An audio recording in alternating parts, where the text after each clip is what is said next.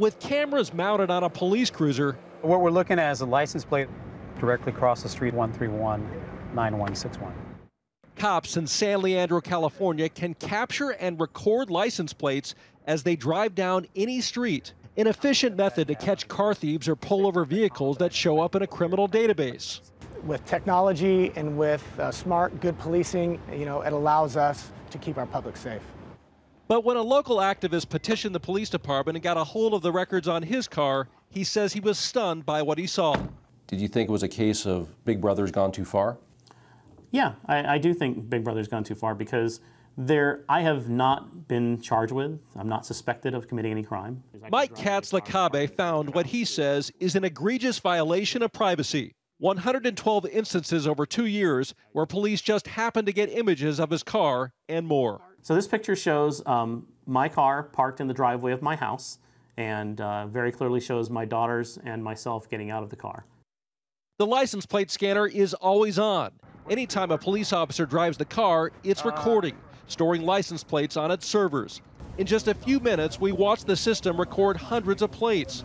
Police say the data can later be accessed to solve crimes. Everything from following leads on Amber Alerts to collecting unpaid tickets. But Katz-Lacabe says a line has clearly been crossed. Innocent people should not have their records being stored by law enforcement.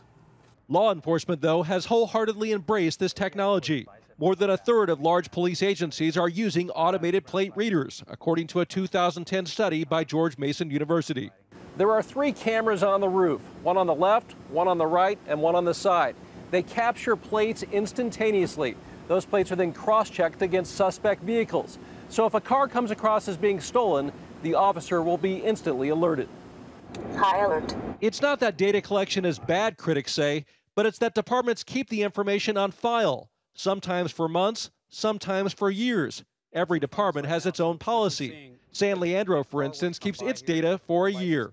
Once they have the location of your plate and where you were on that date and time that they scanned your plate, they can see where you work, who you associate with, where you pray, where you're going to the doctor, and they can learn quite a lot about you. In order to have a discussion about something like this, people have to know what's happening. This here is an infrared camera. Police tell us that technology is only beneficial against crime suspects.